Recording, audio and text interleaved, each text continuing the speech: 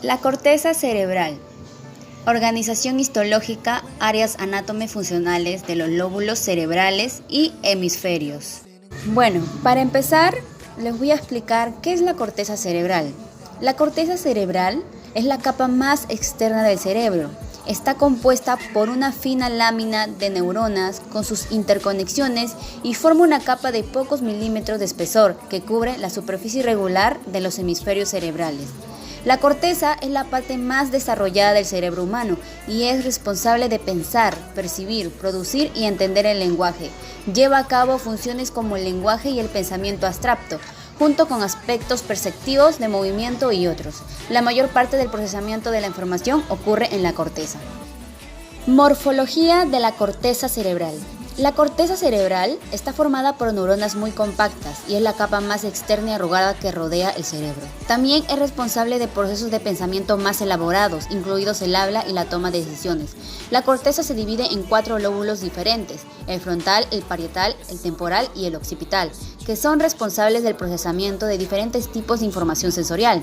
La corteza está muy plegada y solo un tercio queda expuesto a la superficie.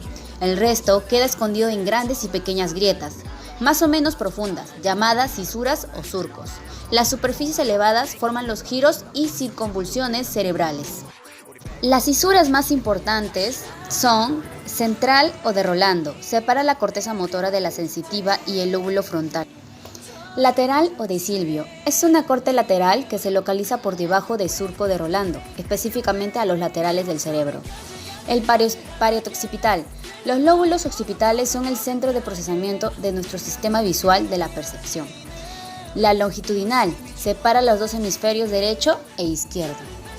Las cisuras marcan límites en la superficie cortical y la divide en 4 grandes lóbulos: frontal, anterior a la cisura central; temporal, ventral a la cisura lateral; parietal, desde la cisura central hasta la parieto-occipital; y la occipital, posterior a la cisura parieto-occipital.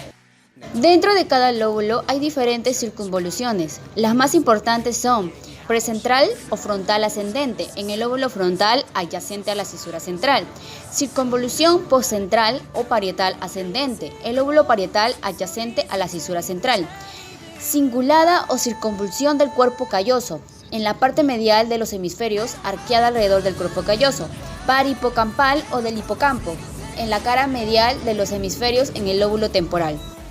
Características histológicas de la corteza cerebral. La corteza cerebral no presenta la misma estructura en todos los lugares. Casi toda la que observamos desde el exterior es de tipo neocorteza. Representa más del 90% de los humanos y recibe este nombre porque apareció bastante tarde en la evolución de los vertebrados. El resto está formada por paleocorteza y arquicorteza. Estos nombres hacen referencias a sus orígenes más antiguos. La paleocorteza corresponde a zonas de la base de los hemisferios que se encarga de funciones olfativas. Por otro lado, el arquicorteza corresponde a la formación hipocampal. Por otro lado, si atendemos a la estructura en capas paralelas de la corteza cerebral, vemos que hay zonas que tienen 6 capas, llamadas isocórtex. Junto con áreas que presentan menos de 6 capas, se encuentra la alocórtex. El isocórtex corresponde a la neocorteza, mientras que el alocórtex a las cortezas. Los tipos de célula. Los 2 tipos principales de células de la corteza son las siguientes: las células estrelladas o granulares. Son pequeñas neuronas de axón corto que no salen de la corteza. Son las principales interneuronas corticales. Las neuronas piramidales reciben su nombre por la forma piramidal de su soma. Son neuronas que varían mucho de tamaño y se pueden encontrar células piramidales gigantes en la corteza motora, que son una de las más grandes del sistema nervioso central. Del vértice superior sale una larga dendrita apical que sube hacia la superficie de la corteza. De la base de la célula salen dendritas basales que se extienden horizontalmente. El axón suele ser largo y sinapta con otras áreas corticales o con estructuras subcorticales. Son las principales neuronas eferentes de la corteza. Hay otros tipos de células en la corteza, como son las siguientes: células horizontales o de Cajal. Son interneuronas que se encuentran en la capa más externa, suelen desaparecer después del nacimiento. Células fusiformes, tienen la forma de huso, se encuentran en la capa cortical más profundas y sus axones salen de la corteza. Células de Martinotti. Son interneuronas que se encuentran por todas las capas y envían sus axones hacia la superficie. Capas de la corteza cerebral. Capa molecular. Es esencialmente una capa sináptica. Capa granular externa. Contiene muchas células pequeñas, tanto estrellada como piramidales. Llegan aferencias de otras áreas corticales. Capa piramidal externa. Contiene células piramidales que envían sus axones hacia zonas de la corteza o destinos subcorticales. Capa granular interna. Consiste fundamentalmente en células estrelladas, estrechamente agrupadas. Muchas de estas neuronas reciben aferencias del tálamo. Capa piramidal interna. Contiene células piramidales, estrelladas y de Martinotti. Los axones son de proyección subcortical, el tronco y la médula principalmente. Capa multiforme o polimórfica. Predominan las células fusiformes y envían información a la corteza, el tálamo, los núcleos estriados. Dependiendo del balance numérico entre células granulares y piramidales, el isocortes recibe diversas denominaciones. Cuando la proporción es similar, hablamos de isocortes homitípico, mientras que cuando la proporción se rompe, se define como isocortes heterotípico granular, predominio de capas 2 y 4, o isocortes heterotípico granular, predominio de capas 3 y 5. En la corteza motora encontramos un predominio de células piramidales con axones largos que envían las órdenes motoras a los músculos, isocortes granular. Por otro lado, en las áreas sensoriales hay neuronas pequeñas que conectan con áreas adyacentes. Conexiones corticales. Las fibras o sustancias blancas de los hemisferios cerebrales se llaman centro medular y están formadas por los tres tipos de fibras siguientes.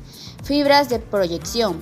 Conectan la corteza con estructuras subcorticales y pueden ser aferentes o eferentes. Un ejemplo es la cápsula interna. Fibras corticorticales. Conectan diferentes áreas de la corteza. Fibras de asociación. Conectan distintas zonas corticales de un mismo hemisferio, por ejemplo, el fascículo arqueado. Fibras comisurales. Interconecta ambos hemisferios, por ejemplo, la comisura anterior y el cuerpo calloso. Localización funcional. Las diversas áreas corticales presentan diferencias estructurales bastante evidentes, por ejemplo, corteza granular, antegranular. Algunas anatomistas intentaron trazar mapas de la corteza teniendo en cuenta estas diferencias y parcelar la corteza en diferentes áreas. El más utilizado como referencia es el que creó Brougham en 1909. Dividió la corteza de cada hemisferio en 52 áreas con diferentes estructuras. También sugirió que hacían funciones diferentes.